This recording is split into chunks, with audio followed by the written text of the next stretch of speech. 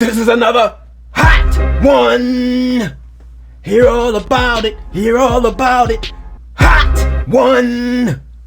Scarlett Johansson's a hot one. Natasha Romanoff's a hot one. Black Widow movie is a hot one. Yeah, back at you. Back at you.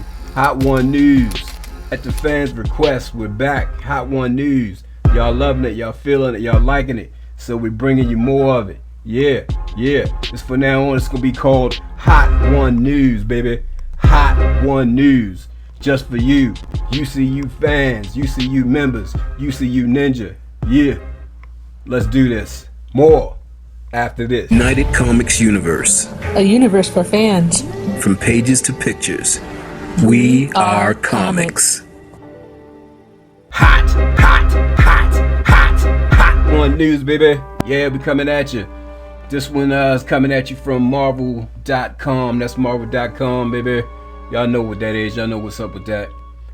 Scarlett Johansson's Natasha Romanoff journey from Iron Man 2 to Black Widow. Experience Johansson's solo Marvel Studio film Black Widow on July the 9th. Yes, indeed. We've been waiting for it. They say it's going to be worth the wait, and you know what? I'm starting to believe them. Yeah, this article, Marvel.com by Christine Den. Apologies if I ain't pronouncing your name right. That's a new one on me, Christine Den. All right now, let's get into this. Academy Award nominated actress Scarlett Johansson first made her Marvel Cinematic Universe debut in 2010 with Marvel Studios' Iron Man 2. And over 10 years later, in 2021, audiences will discover her character Natasha Romanoff's story outside of the Avengers with the release of Black Widow in theaters and on Disney Plus with premiere access on July the 9th. Not much is known about Natasha Romanoff, but as an elite super spy, she prefers it that way. What we do know now is that she's done running from her past and that the Avengers weren't her first family. What? In Black Widow, Natasha Romanoff confronts the darker parts of her ledger when a dangerous conspiracy with ties to her past arises. Persuaded by a force that will stop at nothing to bring her down, Natasha must deal with her history as a spy and the broken relationships left in her wake long before she became an Avenger. Black Widow immediately picks up after the events of Marvel Studios' Captain America: Civil War. Great one right there. That's one of my favorites. A lot of people on UCU like that. During an intimate press discussion on the set of Black Widow, Johansson reminisced that as an operative, Natasha has always been part of this greater whole, whether it was part of the Red Room, or S.H.I.E.L.D., or the Avengers. She's been part of some unit or makeshift family, but now, after Civil War, it's all gone. Everything is gone. And for the first time ever, really, just on her own, this predicament presented challenges that intrigued Johansson. She doesn't have to return to anything, remarked Johansson, which is a pretty terrifying place to be when you've been attached to something for so long. Johansson continues to say, when you find her at the beginning of the film, she's just broken, shared Johansson. And by the end of the film, the goals is to put her back together, but different from before. While the elite super spy known as Black Widow, now on the run as a fugitive, has always been self-sufficient with connections everywhere, she's finally presented an opportunity to just walk it all back. But can she? I bet she can. I bet you can. I bet you can. Black Widow. Yeah, because she's a hot one. She's a hot one. Yeah, that's what I'm talking about. Black Widow can do it, no doubt. If it need to be done, she can get it done. She's the mother of the Avengers. She's no joke. You don't believe me Black Widow is powerful?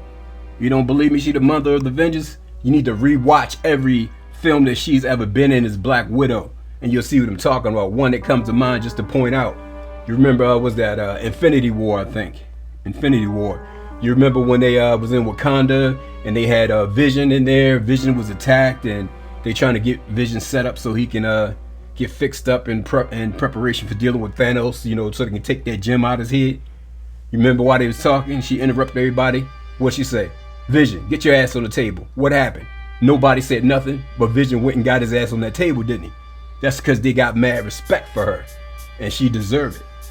But moving right along, it was important to Johansson that the solo Black Widow film was not an origin film. In her discussions with producer Kevin Feige and executive producer Brad Winderbaum, they felt this timeline was the best point in Natasha's story to tell. In their discussions, they realized what they wanted to explore was the relationship between Johansson's Natasha Romanoff and Florence Pugh's Yelena. Oh yeah, I want to know more about that. Yelena seemed dope. Johansson had no interest in the story of two women competing against one another, trying to take each other down, dethroning one another. I don't either. In Black Widow, we witness the love shared in the space of sisterhood. That's what I like to see. Sisterhood, baby. Johansson reflected on what it was like to grow these past 10 years and seemed the character most intrinsically linked to her growth, as well as Natasha was brought to the front line in Marvel Studios films, and why it was worth the wait to tell her solo story now. This movie would have been so different if we made it 10 years ago, commented Johansson.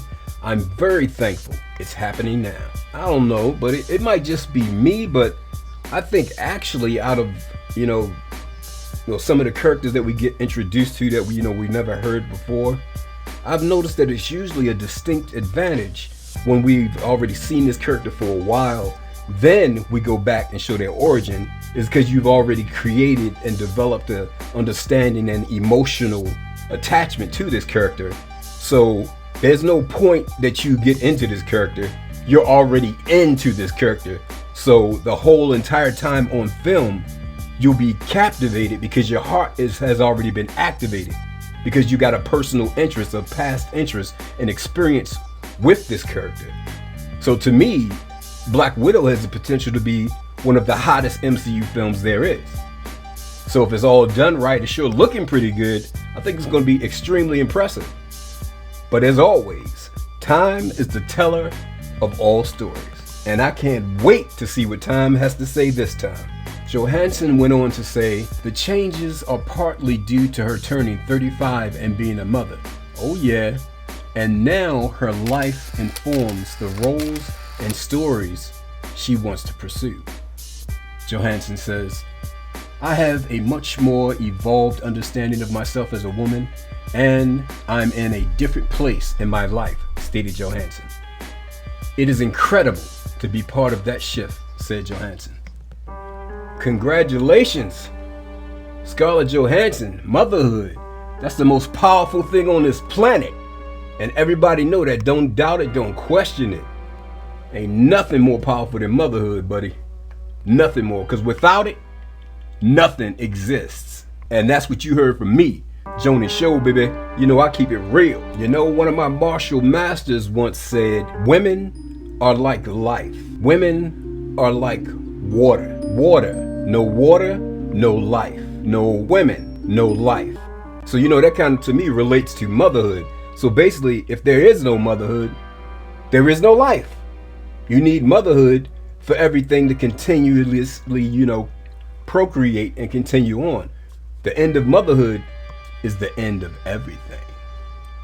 How you feel about that? Let me know down below. But that's what's in my mind.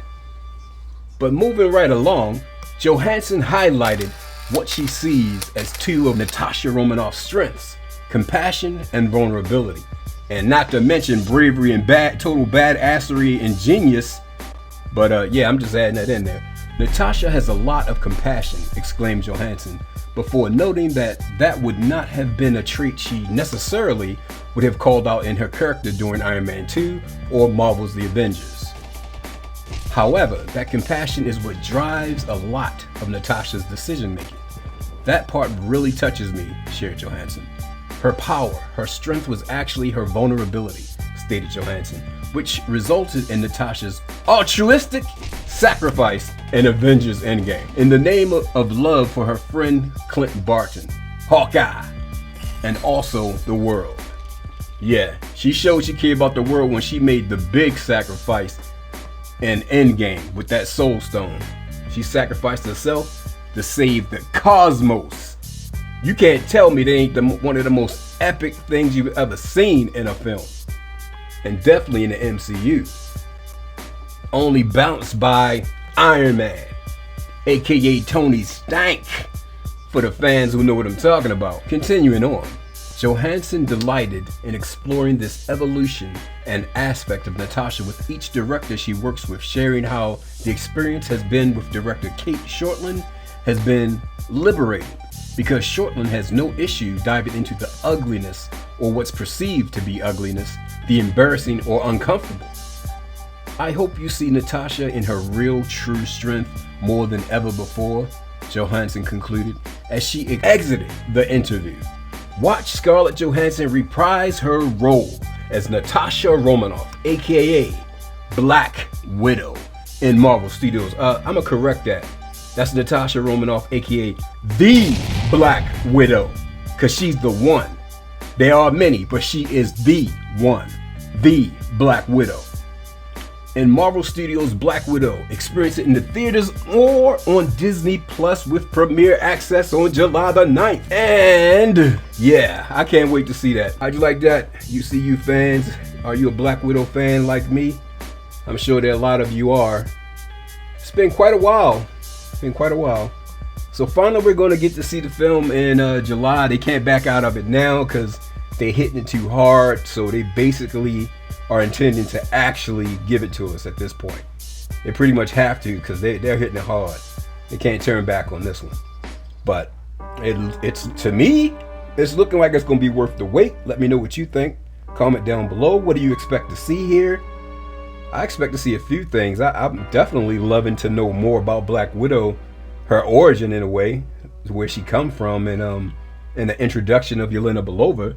I guess she's pretty much the new Black Widow, perhaps, or will it be more than that? I don't know. Will Yelena Belova end up on maybe a Thunderbolt Ross team for the Thunderbolts? Because it's looking like they're putting together a Thunderbolts team potentially with the appearance of Baron Zemo. But I mean, that could go other ways. Could go Dark Avengers. Or will she be on the new Avengers team? Who knows? But I can't wait to see more. And it's looking very good. And we also see what appears to be another Black Widow, maybe an elder of Natasha. Almost kind of seemed like her mother figure in a way. Her and what's his name, Red Guardian, almost seemed kind of like her elders, you know, that she related to back in the day when she first started out. And she could be what is it, Iron Maiden? I believe it was Iron Maiden in the comics. She could be Iron Maiden because I think she was a part of the Red Room at one point. So yeah. So her mother figure actually could be Iron Maiden, and I don't know, she could potentially actually be a villain. We don't know. I hope not, but hey, Natasha will do what she always do, adapt and do what she gotta do. But this has been another Hot One News for you. UCU fans requested. You like the Hot One News, so I'm gonna give you what you want, because that's what we're here to do. All right. This is Jonas Show, your dog out there sniffing, looking for what's good. I sort out what's good and get rid of what's not so you don't have to, and present it to you in a way that you can enjoy. Thanks for coming out, and please do not forget to hit that like button. More importantly, that subscribe button, and hit that notifications bell. And if you already did, check it again, because it might get untoggled. That has been happening to people. It even happened to me.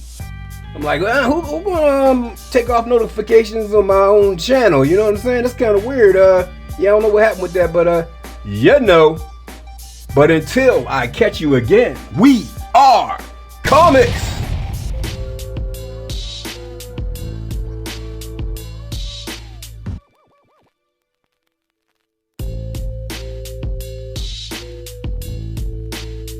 Copyright disclaimer. Citation of articles and authors in this report does not imply ownership.